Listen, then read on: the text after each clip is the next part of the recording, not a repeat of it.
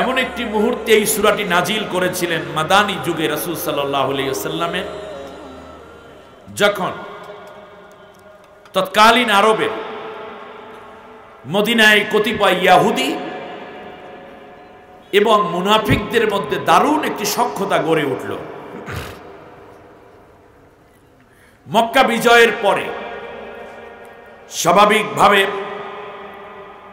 নবীজি সাল্লাল্লাহু আলাইহি ওয়াসাল্লামের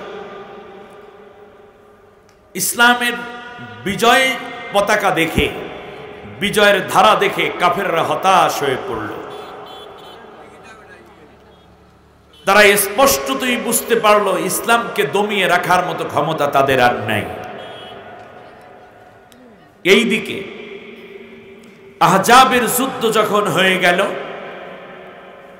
মুসলমানদের একটি চূড়ান্ত বিজয় যখন আল্লাহ তাআলা দান করলেন, নবীজি সাল্লাল্লাহু আলাইহি ওয়াসাল্লাম বললেন, লান তাকজুকুম কুরাইশি বা'দা আমিকুম হাদা ওয়ালাকিন্নাকুম তাকজুনাহুম। সিরাত ইবনে হিশামের 266 নম্বর পৃষ্ঠায় আল্লাহর নবীর এই বর্ণনা। বুখারী শরীফের কিতাবুল মাগাজি এই ধারাবাহিকতা। নবীজি বললেন, হে আমার সাহাবীরা, এখন থেকে কুরাইশ সহ কোনো শক্তি নাই তোমাদের উপরে হামলা করবে, বরং যদি তোমরা চাও তাহলে তোমরা তাদেরকে অ্যাটাক করার মতো ক্ষমতা আল্লাহ তোমাদেরকে দিয়ে ফেলেছেন। একদিকে বদরে মুসলমানদের শক্তি সামর্থ্য তারা দেখল, মাত্র 313 জন সাহাবীর বীরত্ব গাথা 1000 সশস্ত্র প্রশিক্ষিত সৈনিকের বিরুদ্ধে চূড়ান্ত বিজয়ের কষাঘাত যখন তাদেরকে জর্জরিত করে দিয়েছিল, তখনই তারা টের পাচ্ছিল মুসলমানরা শক্তি দিয়ে বিজয় অর্জন করে না, বরং সংখ্যায় কম হলেও আল্লাহর রহমত এবং তাকওয়া দিয়েই তারা বিজয় অর্জনের পথকে সুগম করে থাকে।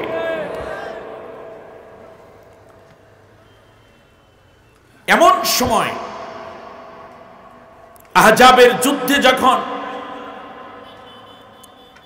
মৌলিকভাবে 30,000 সৈন্য একত্রিত হয়েও মুসলমানদেরকে কোন রকম ঘায়েল করতে পারল না, তারা হতাশ হয়ে ফিরে গেল। আল্লাহ রাব্বুল আলামিন এই যুদ্ধে সরাসরি বিজয় দান করলেন, যুদ্ধ ছাড়াই বিজয়। আল্লাহু আকবার। আল্লাহ রাব্বুল আলামিন মুসলমানদেরকে যেমন সাহায্য করলেন, তার কারণ 1 মাস পর্যন্ত কাফেরেরা এসে কুরাইশেরা হিরাক্লিয়াস আবু সুফিয়ানের নেতৃত্বে 30,000 সৈন্য যখন 1 মাস পর্যন্ত অপেক্ষা করলো মদিনার এরিয়ার বাইরে, সালমান ফারসি রাদিয়াল্লাহু তাআলা আনহুর পরামর্শে বিশ্বনবী সাল্লাল্লাহু আলাইহি ওয়াসাল্লাম পরীক্ষা খনন করলেন, খন্দক খনন করলেন, যার কারণে তারা ডিঙ্গিয়ে মদিনা আক্রমণ করার মতো কোনো সাহস দেখায়নি। প্রচন্ড ঝড়, এক রাতে ঝড়ে সব লন্ডভন্ড হয়ে গেল। আবু সুফিয়ান সহ ইহুদি খ্রিস্টান এবং মদিনার আর আশপাশ যারা ছিল, মুনাফিক যারা ছিল, সবাই লন্ডভন্ড হয়ে গেল। এমনিতেই পরাজয় স্বীকার করে রাতের আধারে তারা পালিয়ে যেতে বাধ্য হয়েছিল। কিন্তু আল্লাহর কুদরত দেখুন, ওই পারে বিশাল ক্ষতি হয়ে গেল, কিন্তু তাবুর এই পাশেই দেখা গেল মুহাম্মদ সাল্লাল্লাহু আলাইহি ওয়াসাল্লামের তাবু। আসহাবে আজমাইনরা পরীক্ষা খনন করে রাখলেন, এটা ডিঙ্গিয়ে তারা আক্রমণ করতেও পারল না। ওই পাশে সব লন্ডভন্ড হয়ে যায়, এই পাশেই একটুখানি বাতাসও সাহাবীদের তাবুর উপরে ধুলি উড়াইয়া নষ্ট করে দিল না। সুবহানাল্লাহ। এই বিজয় ছিল সরাসরি আল্লাহর সাহায্যের বাস্তব এক উদাহরণ। ইমানদারদের ইমানি শক্তি আরো বেড়ে গেল। সুবহানাল্লাহ বলেন। বিশ্বনবী সাল্লাল্লাহু আলাইহি ওয়াসাল্লাম এই যুদ্ধের পরে আরো বেশি শক্তি সামর্থ্য অর্জন করলেন। যেখানেই মুসলমান যায় সেখানেই বিজয়। কিন্তু মাঝখান দিয়ে দেখা গেল ভিন্ন এক দৃশ্য। তা হলো বনি মুস্তালিক নামের একটা গোত্র ছিল, যারা বাস করত লোহিত সাগরের উপকূলে জেদ্দা ও রাগেব এর মাঝামাঝি এলাকা কুদাইদ নামক অঞ্চলে যারা বসবাস করত তারা ছিল ইয়াহুদি সম্প্রদায়। তারা আল্লাহর নবীর উপরে আক্রমণ করার জন্য মদিনা আক্রমণ করতে আবার প্রস্তুতি নিচ্ছে। এই দিকে অন্যান্য ইয়াহুদি এবং মুনাফিকরা তাদেরকে সাহায্য করার প্রতিশ্রুতি দিল। মদিনার মুনাফিকরা বলা শুরু করলো, তোমরা আক্রমণ করলে ভিতর থেকে আমরা মুহাম্মদ এবং তার সাহাবীদেরকে ধ্বংস করার কাজে লিপ্ত হয়ে যাব। শুনতেছেন আপনারা? এর মানে মুনাফিকরা সব সময় চায় থাকবে ইমানদারদের ভিতরে, আর কখনো যদি ইমানদারদের কষ্ট কিংবা বিপর্যয় দেখে তখন কাফেরদের সাথে আতাত করে মুসলমানদেরকে তছনছ করে দিয়ে তারপর তারা নিজেদেরকে রক্ষা করার জন্য আত্মরক্ষায় পাগল পারা হয়ে থাকে। ঠিক কিনা বলেন? মুনাফিকরা থাকে মুসলমানদের সাথে, নামাজও পড়ে মুসলমানদের সাথে, দাড়ি রাখে মুসলমানদের মতো, হজ করে মুসলমানদের মতো, কিন্তু ইকামতে দ্বীনের কাজে মুসলমানদের মতো আমল করে না। মুনাফিক চেনার দলিল একটাই, নামাজেও মুনাফিক চেনা যাবে না, রোজায়ও চেনা যাবে না, জিকিরেও চেনা যাবে না, দাড়ি টুপিতেও চেনা যাবে না, হজ জাকাতেও চেনা যাবে না, তাহাজ্জুদ ইফতার সাহারিতেও চেনা যাবে না। মুনাফিক চেনা যায় একটি আমল দিয়ে, কে আল্লাহর দ্বীন কায়েমের জন্য ময়দানে গেল। আর মুনাফিকরা এই ময়দানে তো যায় না, বরং বিভিন্ন গরিমসি অজুহাত দিয়ে থাকে। অপরদিকে কুফরি শক্তির সাথে গোপনে গোপনে আতাত করে, তোমরা এটা করো ওটা করো, আমরা তোমাদেরকে ভিতর থেকে সহযোগিতা করতে থাকবো। আমাদের মসজিদগুলোতে এরকম মুনাফিক আছে না নাই? ইমাম সাহেব ওয়াজ করেছেন জিহাদ ফি সাবিলিল্লাহর পক্ষে। এই মসজিদেরই মোতাওয়াল্লি, এই মসজিদেরই সভাপতি, এই মসজিদেরই ফার্স্ট কাতারের মুসল্লি, দাড়ি পাগড়ি টুপি সব আছে, রেকর্ড করে তারপর ওসিরে জানাইয়া দেয়, দেখেন উগ্রবাদ কারে কয়, অথচ কোরআন দিয়ে বুঝাইয়া দিয়েছে। ঠিক না বলেন? কিংবা আল্লাহর কোরআন দিয়েই বুঝিয়ে দিলেন সুদ ঘুষ দুর্নীতির বিরুদ্ধে কথা বলতে হবে, জুলুমের বিরুদ্ধে কথা বলতে হবে। বিশ্বের মুসলিমদের পক্ষে কথা বললো, মাজলুমদের পক্ষে কথা বললো। আস্তে করে দেখা যায় এলাকার মেম্বার চেয়ারম্যান ওনাদের খয়ের খা হিসাবে সে গিয়ে আস্তে করে এমন ভাবে লাগাই দিল ইমাম বাড়ার চাকরি নষ্ট। এরা কি বলেন? এরা কি? আপনাদের মসজিদগুলোতে মুনাফিক আছে? এই মাহফিলে মুনাফিক আছে? তাই মুনাফিক যদি চিনতে হয়, মুনাফিক চিনবেন দাড়ি দিয়ে নাকি? আব্দুল্লাহ বিন উবাইর দাড়ি ছিল, টুপি দিয়ে আব্দুল্লাহ বিন উবাইর টুপি ছিল, জামা ছিল রাসূল সাল্লাল্লাহু আলাইহি ওয়াসাল্লামের মতো। আল্লাহর নবীর প্রত্যেকটা বাহ্য দৃশ্য সে ধারণ করতে হৃদয় দিয়ে, শুধুমাত্র যুদ্ধের ময়দানে যাওয়া থেকে সে বিরত থাকতো। আর আড়ালে আড়ালে সে চাইতো না কোরআন দিয়ে মদিনাটা রাষ্ট্র পরিচালনা হোক আর রাসূল সাল্লাল্লাহু আলাইহি ওয়াসাল্লাম মদিনার রাষ্ট্রপ্রধান থাকুক, এইটা সে চায় নাই। এই দুই কারণেই হইল সে মুনাফিক। আর সুযোগ পাইলেই ইসলামের বিরুদ্ধে বিষোদাগার করা শুরু করে দিত। আমার বন্ধুগণ, খেয়াল করুন, যেহেতু শক্তি দিয়ে ইসলামকে আর মোকাবেলা করার মতো হিম্মত কাফেরদের নাই, মুনাফিকদের নাই, ইহুদিদের নাই, খ্রিস্টানদের নাই, বিশ্বের মধ্যে এমন কোন শক্তি নাই যেই শক্তি আল্লাহর নবীর সাহাবীদেরকে মোকাবেলা করবে শারীরিক শক্তি দিয়ে কিংবা যুদ্ধ দিয়ে। এখন তারা একটা অপকৌশল আটার জন্য বিভিন্ন ছলচাতুরি শুরু করে দিল, কৌশল তালাশ করা শুরু করে দিল।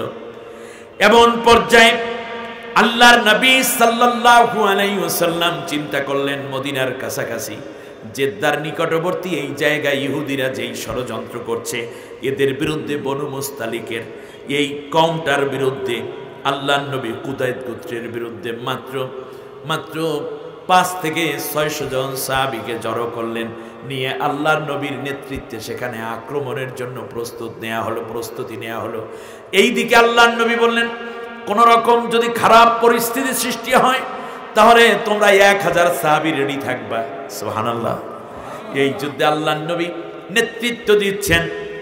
আল্লাহর নবী সাল্লাল্লাহু আলাইহি ওয়াসাল্লাম সেখানে 3 দিন অবস্থান করে ঢোল শহরত করে দিলেন, মাইকিং করে দিলেন, জানায়ে দিলেন, ইহুদিরা তোমরা যদি পারো তাহলে আমাদের মোকাবেলা করো, যদি সাহস থাকে মোকাবেলা করো।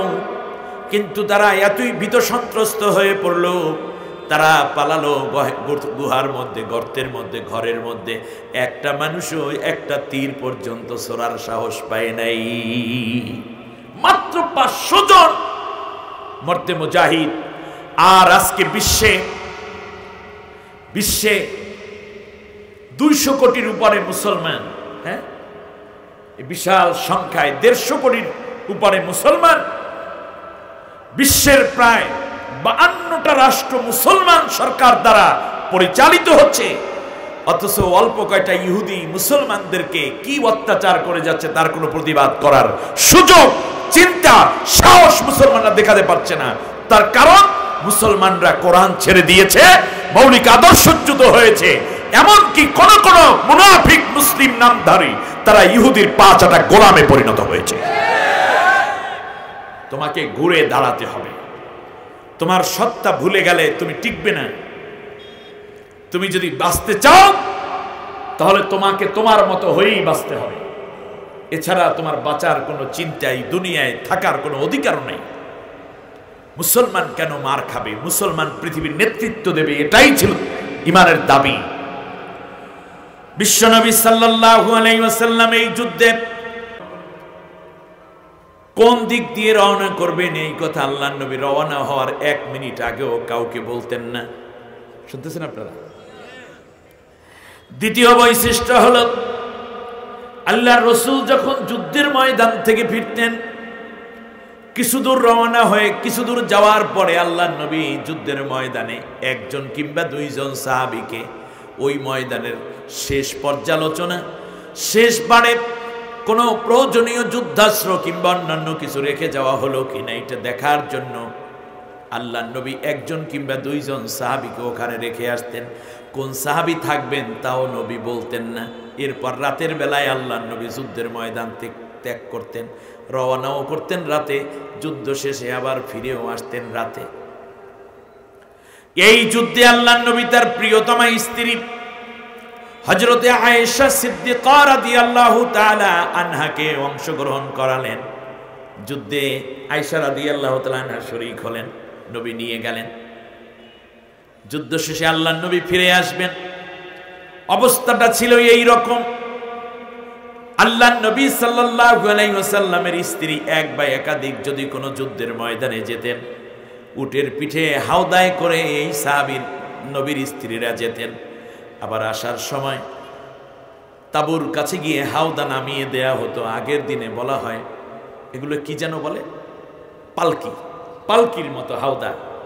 হাওদার মধ্যে উঠে পড়তেন স্ত্রীরা, আবার হাওদা ধরে উটের পিঠে দেয়া হতো, উট চলতে থাকতো গন্তব্যের দিকে। এটা ছিল নিয়ম। আয়েশা রাদিয়াল্লাহু তাআলা আনহা এই ফাঁকে ওয়াশরুমে গেলেন, মাঝখান থেকে তার হাড়টা হারায় গেছে। খুব মুশকিল খুঁজতেছেন, হাওদা এই দিকে দেয়া হলো, ইশারা করা হলো আপনি হাওদায় ওঠেন। আল্লাহর নবীর স্ত্রী হাওদায় নাই, সেই খবর সাহাবীদের কারোর কাছে নাই। 4 জনে ধরে আবার হাওদাটা উটের পিঠে উঠাইয়া দিল।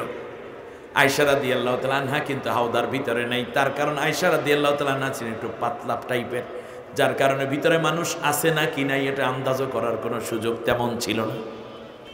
বিশ্বনবী সাল্লাল্লাহু আলাইহি ওয়াসাল্লামের স্ত্রী হার পেলেন ঠিকই, কিন্তু এসে দেখলেন তাঁবুর মধ্যে কেউ নাই।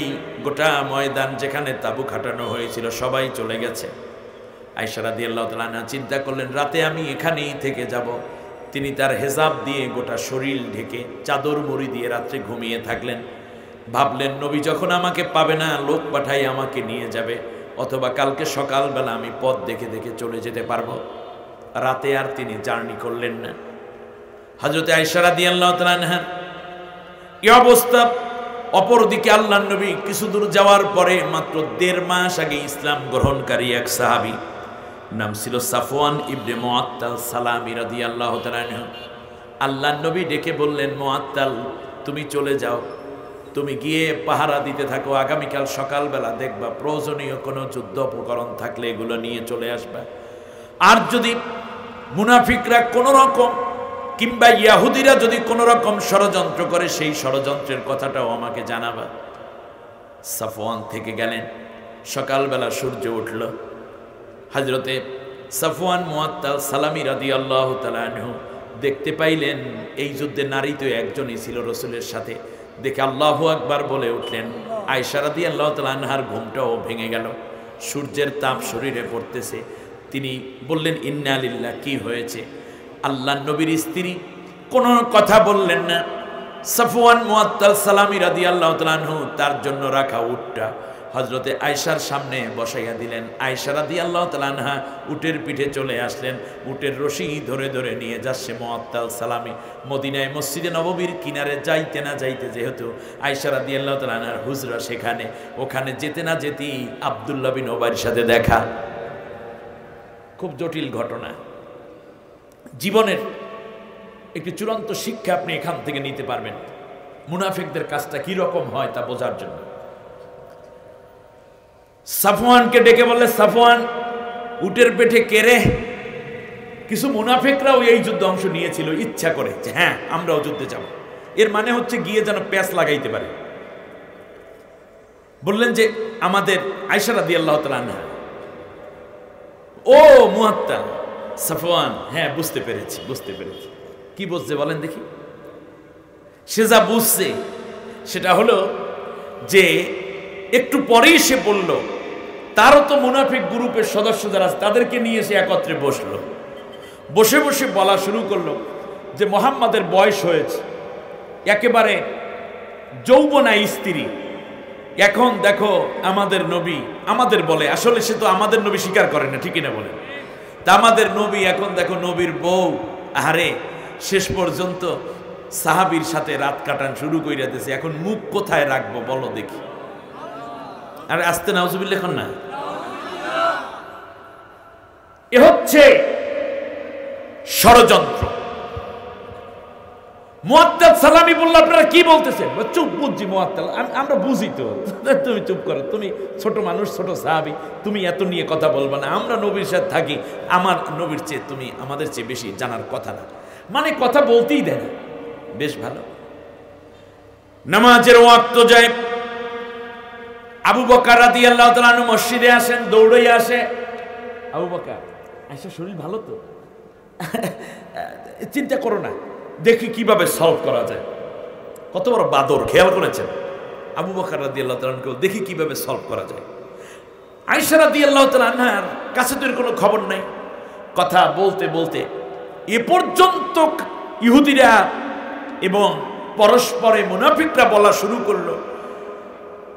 আবু বকর রাদিয়াল্লাহু তাআলা আনহুকে 2-3 দিন যাওয়ার পরে বলল যে দেখো, যেহেতু একটা ঘটনা ঘটে গেছে, আব্দুল্লাহ বিন উবাই উপযাচক হয়ে বলতেছে, একটা ঘটনা যেহেতু ঘটে গেছে, মানুষের মুখে তো আর এখন সিলাই করে রাখা যাবে না।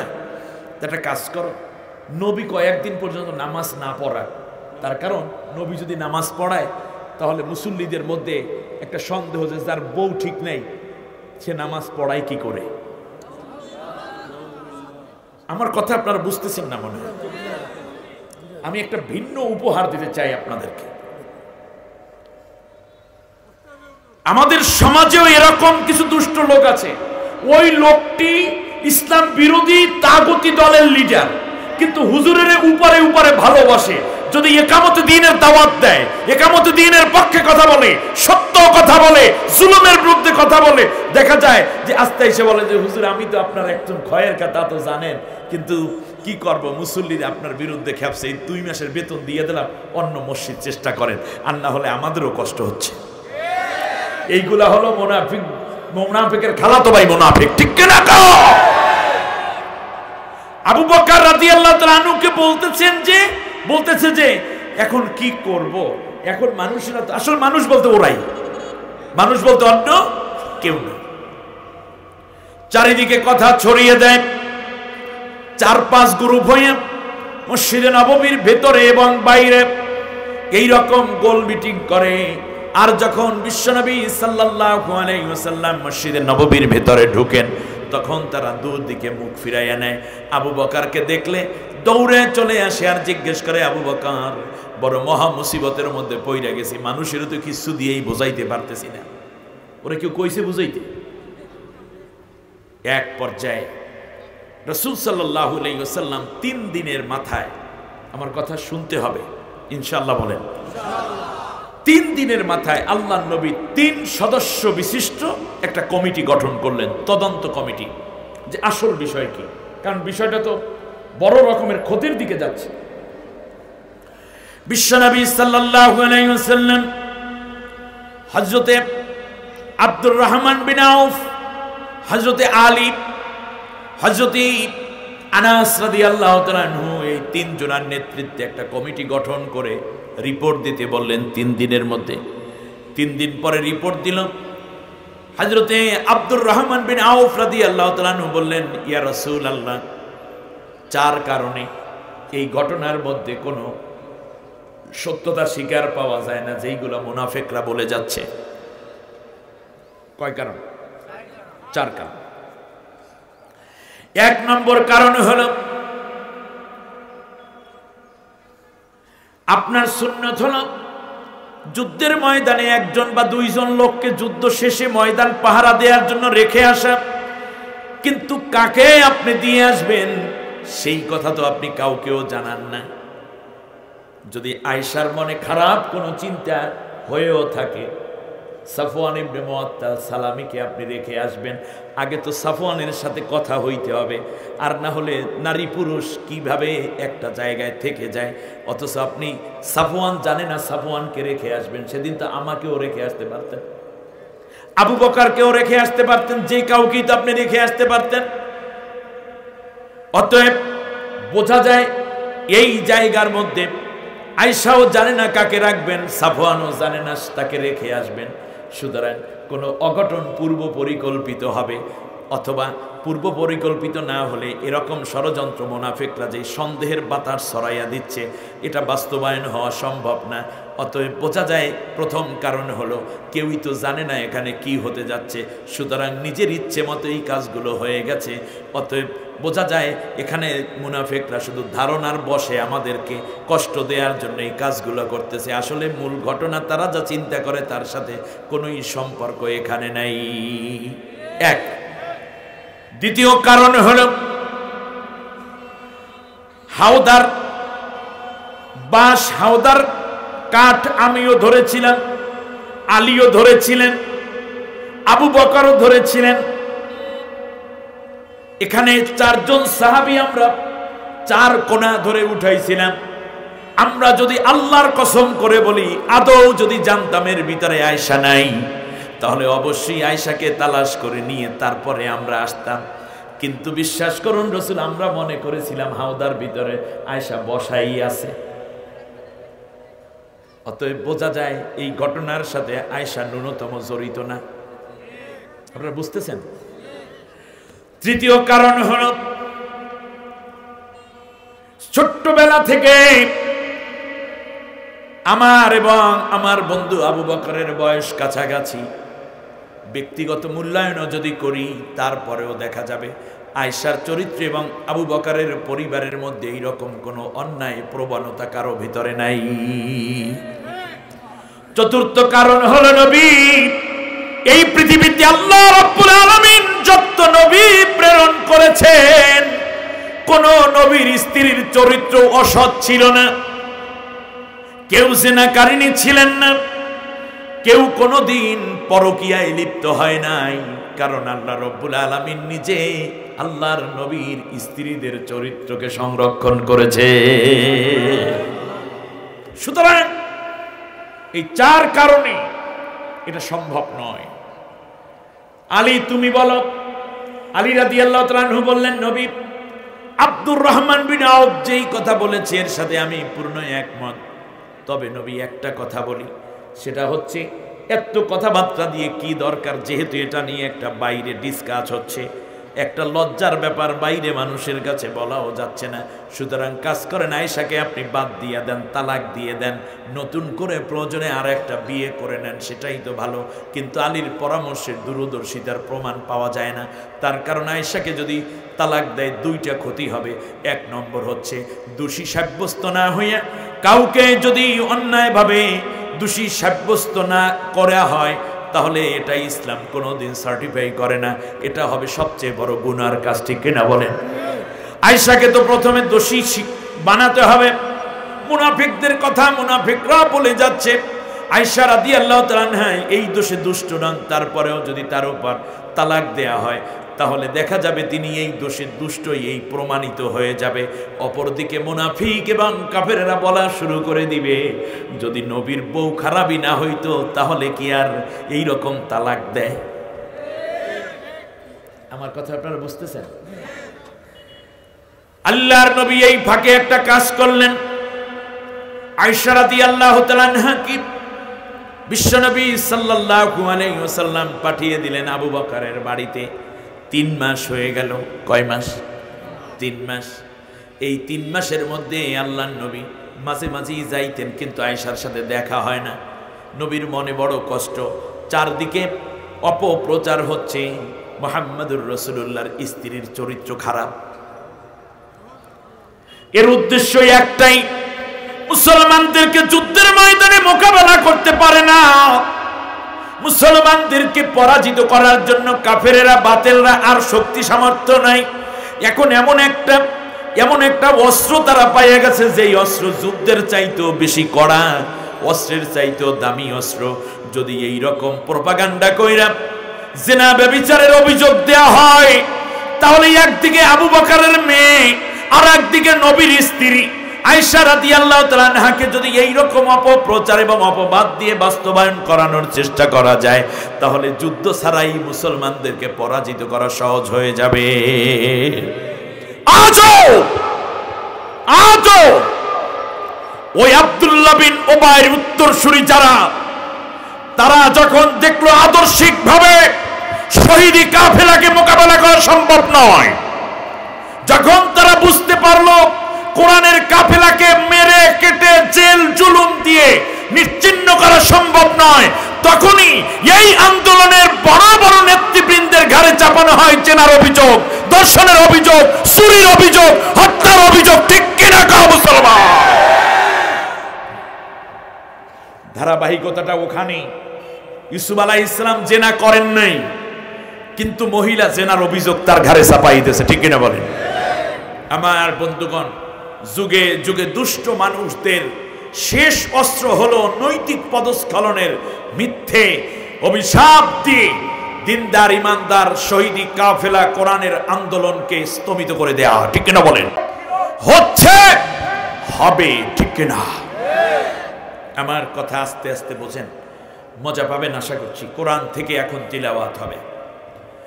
আয়েশা রাদিয়াল্লাহু তাআলা আনহার বাবাও ঘরের মধ্যে যান। আয়েশা এখন কার বাড়িতে? তাহলে বাপের বাড়িতে। 3 মাস অবধি থাকলেন।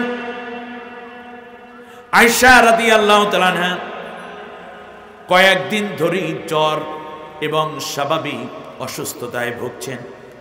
এমন সময় আবু বকর রাদিয়াল্লাহু তাআলা আনহু চলে আসেন, কিন্তু দেখা গেল আবু বকর রাদিয়াল্লাহু তাআলা আনহু ঘরের মধ্যে এসে মেয়েকে দেখতে যায় না। তার কারণ 2টা। 1 নম্বর হলো বাতিলদের যেই কথাগুলো আছে, মুনাফিকদের যেই যুক্তিগুলো আছে, এইগুলোর প্রকৃত জবাব তার কাছে নাই। আর দ্বিতীয় হচ্ছে হযরত আয়েশার কারণেই তো আজকে মুসলমানদের এত বড় ক্ষতির মধ্যে পড়ে যাচ্ছে। মুসলিম সাহাবী যারা, তাদের মন ভেঙে যাচ্ছে, তারা বুঝে উঠতে পারছে না কি করবে। এই 2টা বিষয়কে যখন একত্রিত চিন্তা করেন তখন আবু বকর রাদিয়াল্লাহু তাআলা আনহুর মনের মধ্যে রাগ তৈরি হয় আয়েশার ব্যাপারে। এইদিকে আয়েশা রাদিয়াল্লাহু তাআলা আনহা রাতের বেলায় বাথরুমে যাবেন, কিন্তু সম্ভ্রান্ত এই নারী, তাকে টেক কেয়ার করার জন্য, দেখার জন্য তার এক ফুফিকে দায়িত্ব দেওয়া হয়েছে, চাচাতো ফুফি মিস্তা ইবনে উসামার মাকে। তার নাম ছিল জুরওয়া। জুরওয়া এসে ভাতিজিকে দেখাশোনা করে। রাতে বাথরুমে যাবেন হযরত আয়েশা রাদিয়াল্লাহু তাআলা আনহা হাতের মধ্যে কপি নিয়ে যাচ্ছেন। কপি বোঝেন? বাতি, ল্যাম্প, চারাক। হযরত আয়েশা রাদিয়াল্লাহু তাআলা আনহা এই দিক থেকে যখন যাচ্ছেন, হঠাৎ করে পা পিছলে আয়েশা রাদিয়াল্লাহু তাআলা আনহা হোঁচট খাইলেন। হোঁচট খেয়ে তিনি পড়ে যাওয়ার উপক্রম। তখন তার ফুফি জুরওয়া বলতেছে, তাড়াতাড়ি করে ধরলো আয়েশা রাদিয়াল্লাহু তাআলা আনহাকে। এমন সময় জুরওয়া বলতেছে, লানত পড়ুক মিস্তার উপরে। মিস্তা তার ছেলে, আল্লাহ তুমি মিস্তাকে ধ্বংস করে দাও, তোমার আসমানি গজব দিয়া মিস্তাকে আমার দুই চোখের আড়াল করে দাও। আল্লাহ মিস্তার মা হয়ে বদদোয়া করি, মিস্তাকে তুমি আমাকে কোশ্চিন কালেও দেখাইও না। আয়েশা রাদিয়াল্লাহু তাআলা আনহা বললেন, কি চমৎকার মা আপনি, মা হয়ে সন্তানের জন্য বদদোয়া করতেছেন, এটা কি মানে? সাথে সাথে ফুপি একটু শাসনের সুরে বললেন, এই মেয়ে তুমি চুপ করো। চুপ বললো, ফুপি আপনি আমাকেও রাগ করছেন, আপনি মা হয়ে এইভাবে বদদোয়া করে। তার কারণ এই মিস্তা ছিল ওই মুনাফিকদের দলের একজন। আপনারা বুঝতেছেন কিনা? এই কারণে তার উপরেও সে খেপা। বলল যে আচ্ছা কি করা যায়? বললো, ফুপি রাখলেন কেন? বললে, মেয়ে তুমি জানো না, খবর রাখো না কিছু? বলে, না কিসের খবর? বললো যে খবর হলো তুমি হার হারাইছো, সেই হার তালাশ কইরা রাত্রে আসো নাই যুদ্ধের ময়দান থেকে, বনু মুস্তালিকের যুদ্ধে। আর এইটাকে মুনাফিকরা বানাইয়া বলতেছে তুমি নাকি খারাপ চরিত্রশীলা হয়ে গেছো, তোমার চরিত্র নাকি নষ্ট হয়ে গেছে, তুমি নাকি রাত কাটিয়েছো সেই সাফওয়ান ইবনে মুআত্তাল সালামীর সাথে। এইটা নিয়ে এখন নবীও বিব্রত, আবু বকরও বিব্রত, গোটা মুসলিম মিল্লাত এখন যুদ্ধ ছাড়াই কাফের মুনাফিকদের কাছে পরাজিত হতে চলেছে। কত বড় ক্ষতি হয়ে যাচ্ছে তুমি কি কিচ্ছু জানো না? হযরতে আয়েশা রাদিয়াল্লাহু তাআলা আনহা বললেন, আল্লাহর কসম আমি আমার পায়খানা প্রস্রাবের কথা ভুলে গেছি। দৌড়ে চলে আসলেন ঘরের মধ্যে, এসে সারা রাত তিনি কাঁদলেন। আহারে আয়েশা রাদিয়াল্লাহু তাআলা আনহার ঘুম নাই, অসুস্থ শরীরের পরেও কোনো ঘুম নাই। হযরত আয়েশা সিদ্দিকা রাদিয়াল্লাহু তাআলা আনহা, আয়েশা রাদিয়াল্লাহু তাআলা আনহা সারা রাত কাঁদলেন, আল্লাহ এই চরম বিপদের সময় তুমি ছাড়া আমার কেউ নাই, তার কারণ আমি সতী না অসতী তোমার চেয়ে কেউ ভালো জানে না। আল্লাহু আকবার।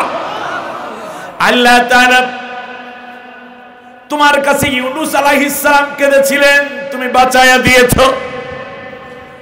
হযরতে ইউসুফ আলাইহিস সালাম কেঁদেছিলেন, কূপের মধ্যে তুমি তারে বাঁচায়া দিয়েছিলে। হযরতে ইউনূস আলাইহিস সালাম মাছের পেটে কেঁদেছিলেন, তুমি তারে বাঁচাইয়া দিয়েছো। শুধু তাই নয় মালিক, কয়দিন আগে খাওলা রাদিয়াল্লাহু তাআলা আনহাকে তুমি বাঁচাইয়া সূরা মুজাদালা নাজিল করে দিয়েছিলে। আল্লাহ আমি আয়েশা তোমারে ডাকতেছি, তুমি কি আমার ডাক শোনো না? আল্লাহ তাআলা আমি ছিলাম কষ্টের মধ্যে, অথচ মুনাফিকরা এটারে কি বানাইয়া দিল মালিক। আমার সতীত্বের ব্যাপারে তুমি কথা বলো। তুমি যদি কথা না বলো রে মাওলা, এই পৃথিবীতে আল্লাহ তাআলা আমার ব্যাপারে কে কথা বলবে? এমন সময় আল্লাহ রব্বুল আলামিন জিবরিল আলাইহিস সালামকে পাঠাইয়া দিলেন। জিবরিল আলাইহিস সালাম এসে আল্লাহর নবী সাল্লাল্লাহু আলাইহি ওয়াসাল্লামের কাছে হাজির হয়ে গেলেন একসাথে। 64টা আয়াত এবং 9টা রুকু নিয়ে জিবরিল আমিন ফজরের আগে হাজির। আয়েশা রাদিয়াল্লাহু তাআলা আনহা সতীত্বের প্রমাণ নিয়ে আল্লাহ রাব্বুল আলামিন আরো মৌলিক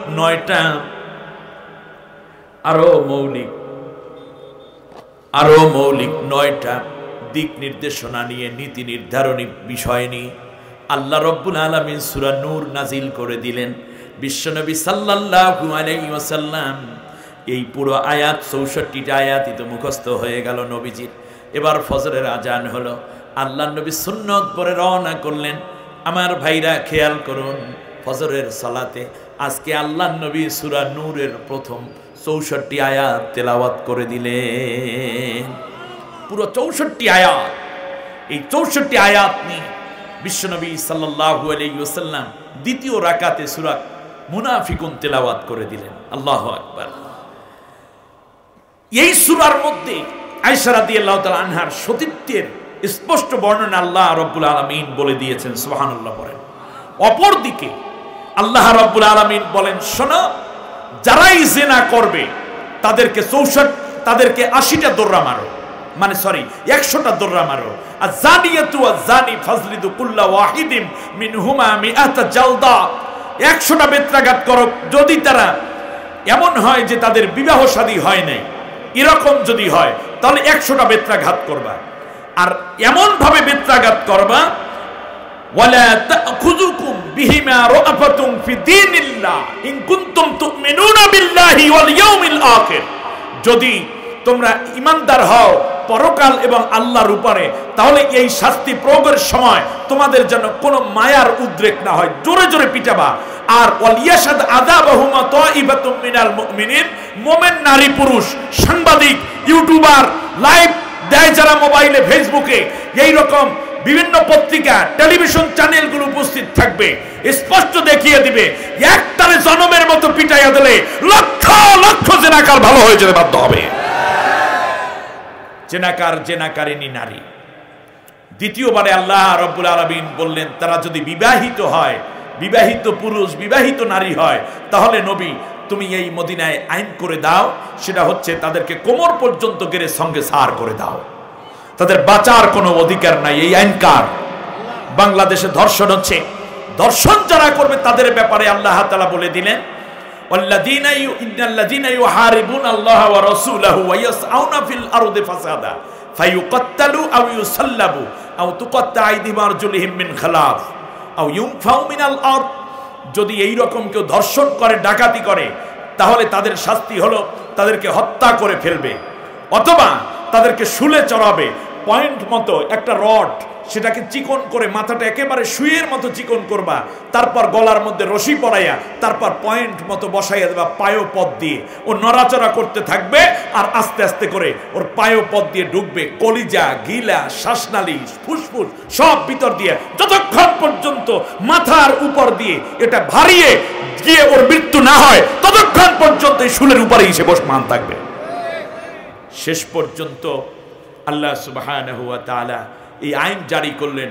আমার বিশ্বাস আজও ধর্ষণ মুক্ত স্বাধীনতার 50 বছরের মাথায় এসে যদি ধর্ষণ মুক্ত সমাজ গঠন করতে হয়, যদি রাজনীতিবিদরা সত্যিই চান, পীর মাশায়েখরা যদি চান, দেশের জনগণ যদি সত্যিই চান যে ধর্ষণ মুক্ত, জেনা মুক্ত, ব্যভিচার মুক্ত একটি সমাজ গঠিত হোক, তাহলে আল্লাহর এই আইনের বিপরীতে অন্য কোনো পন্থা আছে বলে বিশ্ববাসীর কাছেও জানা নাই, আমার কাছেও জানা নাই।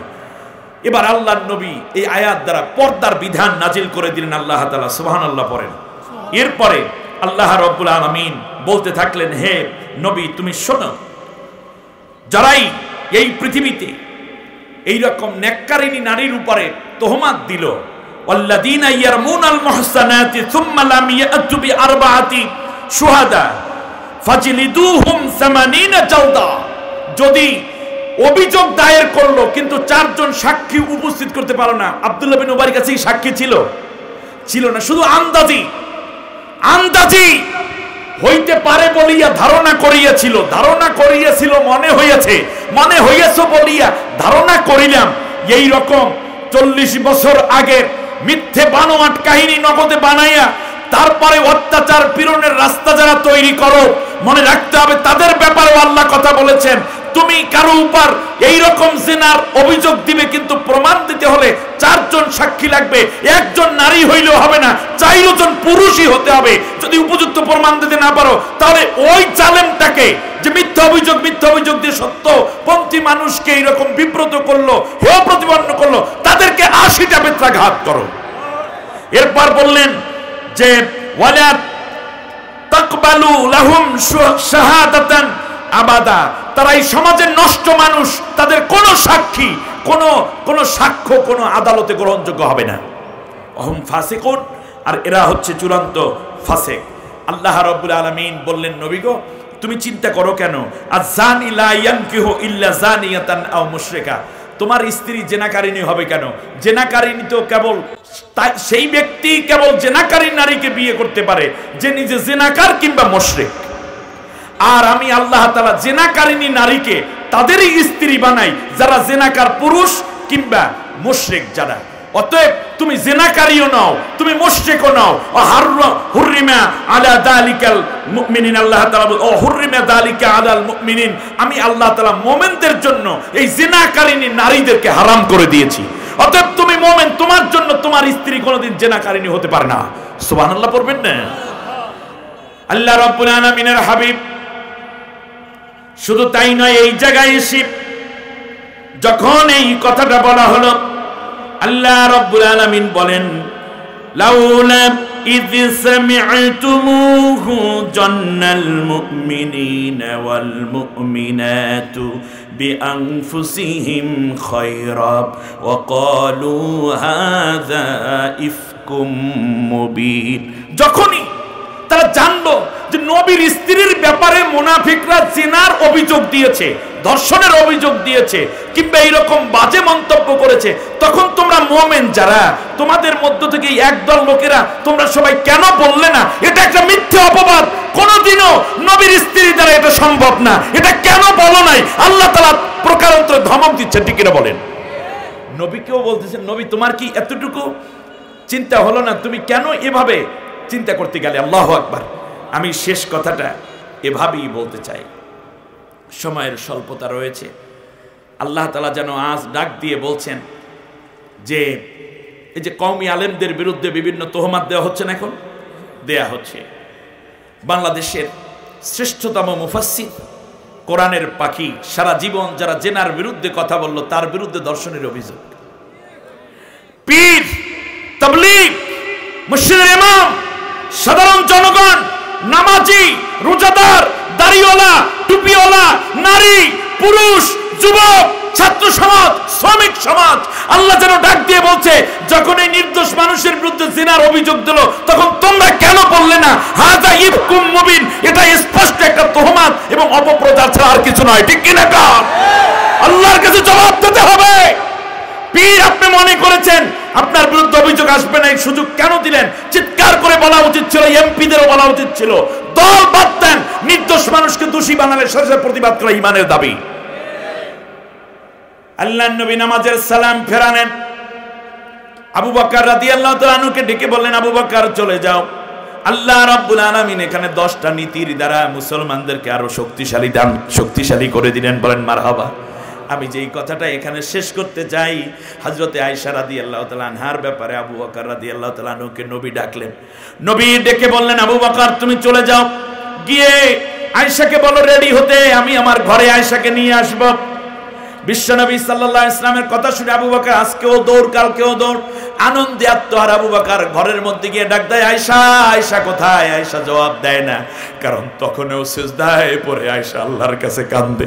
আল্লাহরে ডাক দিয়া কয়, মালিক তুমি কথা বলো, আমার পক্ষে কথা বলার মতো এই পৃথিবীতে কেউ নেই, কারণ তুমি ছাড়া এই ঘটনা কি হয়েছে কেউ দেখতে পায় নাই। আবু বকর রাদিয়াল্লাহু তাআলা আনহু গিয়ে বললেন, আয়েশা আসো। আয়েশা চোখ মুছতে মুছতে আসলেন, বললেন, আব্বা কি হয়েছে? বলল যে, মা তুমি তাড়াতাড়ি রেডি হয়ে যাও, তার কারণ বিশ্বনবী তোমাকে এখনই নিতে আসবে। মাগো, জানো না তোমার সতীত্বের ব্যাপারে আল্লাহ রাব্বুল আলামিন 64 আয়াত নাজিল করে দিয়েছে।